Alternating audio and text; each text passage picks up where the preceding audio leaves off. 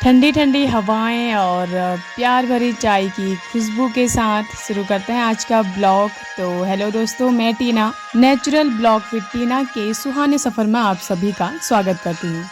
तो सबसे पहले सुबह उठ के हम लगाते हैं झाड़ू। और मैंने आपको पिछले ब्लॉग में बताया था कि गांव घरों में आमतौर पे जो झाड़ू इस्तेमाल किया जाता है, एक तो बाबिल कहते हैं जिसे, उसका झाड़ू इस्तेमाल किया जाता है, और दूसरा होता है बाजरे के पेड़ के जो रेशे होते हैं उससे झाड़ू बनाया जाता है। और बाजरे की रोटी, बाजरे की पूरी, ये तो सब तो आपने सुना ही होगा।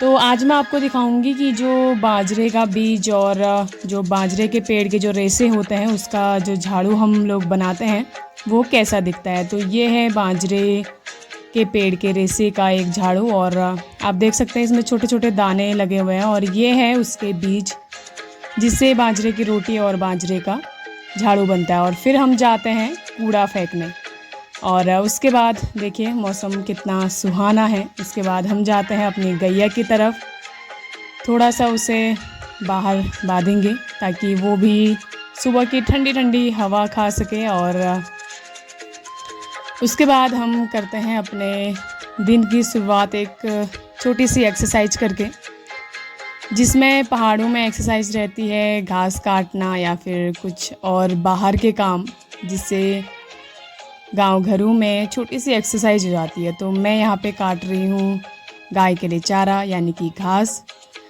और देखिए अभी जून, जुलाई, अगस्त, सितंबर तक कम से कम हमें इतनी ज़्यादा घास की परेशानी नहीं होती है। उसके बाद जब बरसात का समय आता है तो सितंबर से अक्टूबर के बीच में सारी घास काट के उसे सुखा के उसे प्रिज़र्व करके रखना पड़ता है, ताकि बरसात के टाइम पे जो हमने जानवर बांधे हुए हैं उसके लिए वो बेनिफिट रहे।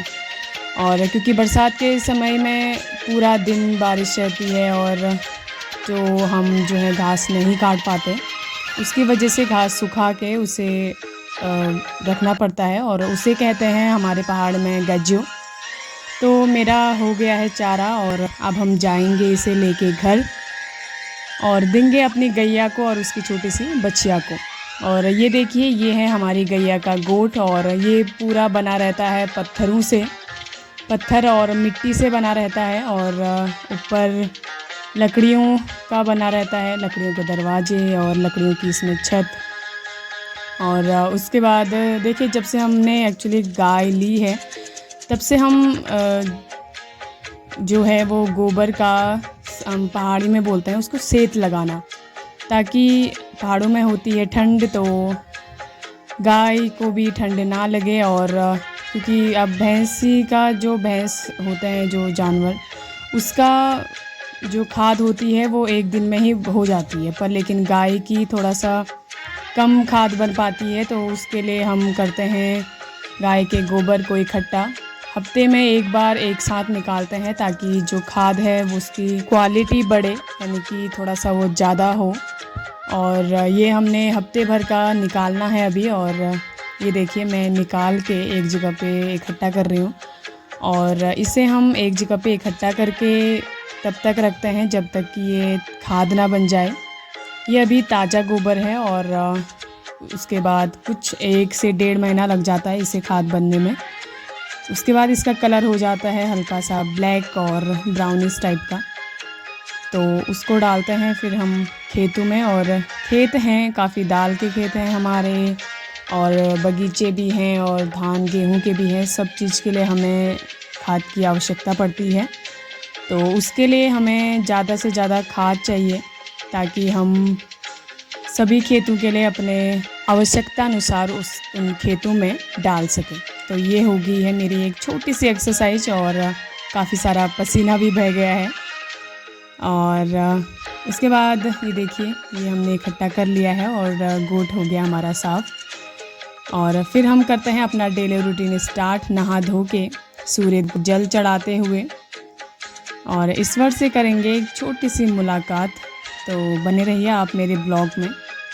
और देखिए, गांव घरों में अक्सर यही काम रहता है महिलाओं का कि सुबह बाहर का काम, उसके बाद दिन में अपने घर का कामों को सारे निपटाती है। उसके बाद फिर शाम को फिर बाहर का काम, तो ये लगा रहता है। उसके बाद हम आते हैं अपने नाश्ते की तरफ, जिसमें हमने बनाई थी आज आलू के पराठे और हरी सब्ज़ी। उसके बाद धूप सर में चढ़ चुकी है तो गैया को भी लग जाती है प्यास, तो उसे पानी देते हैं और उसकी बच्चियों को भी पानी देते हैं और उसकी जगह की भी साफ़ सफाई टाइम टाइम पे साफ़ सफाई करनी चाहिए, क्योंकि वो भी जानवर है और वो हमें दूध देती है। तो उसके बाद हम करते हैं उसे नहला धुला के, कम से कम उसको सूखने में लग जाते हैं 15 से 20 मिनट, और उसके बाद हम उसे अंदर बांधते हैं ताकि वो भी थोड़ा सा चारा खा के आराम कर सकें। उसके बाद हमने लंच में बनाए दाल चावल और फिर कुछ देर आराम करके हम फिर से लग जाते हैं अपने गैया के लिए चारा काटने में, और फिर हम काटते हैं चारा।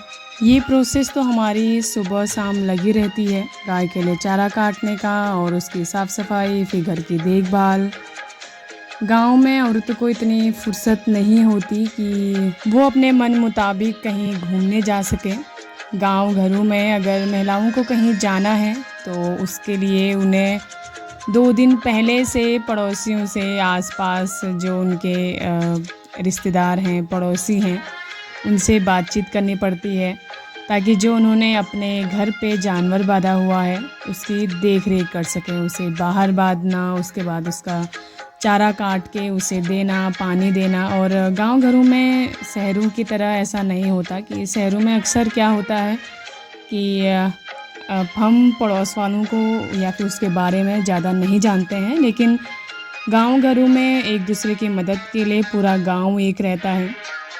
इसलिए देखिए, गाँव की जो परंपरा होती है, गांव में जो संस्कृति हमारी है, उसे बचाए रखने के लिए हमें कोशिश करनी चाहिए कि बच्चों को अपने, अगर आप पलायन कर चुके हैं रोज़गार के चलते, तो बीच बीच में अपने बच्चों को लाते रहें अपने गाँव में, अपने गाँव को दिखाएं, उसके बारे में बताएं गाँव घरों में।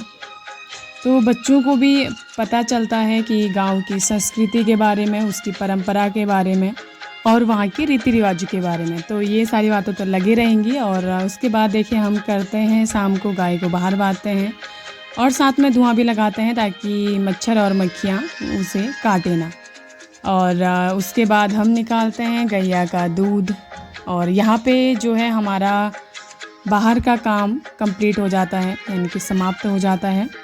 और उसके बाद वही घर का काम, रोटी सब्जी, और फिर उसके बाद एक प्यारी सी नींद, ताकि दूसरी सुबह उठ के एक नई उम्मीद और नए जोश के साथ अपने दिन की शुरुआत कर सकें और अपने काम को पूरा कर सकें। तो यहाँ पे करते हैं हम अपना ब्लॉग समाप्त। वीडियो अच्छी लगी हो तो वीडियो को लाइक, कमेंट एंड चैनल को सब्सक्राइब कर सपोर्ट कीजिएगा। Thank you, bye bye.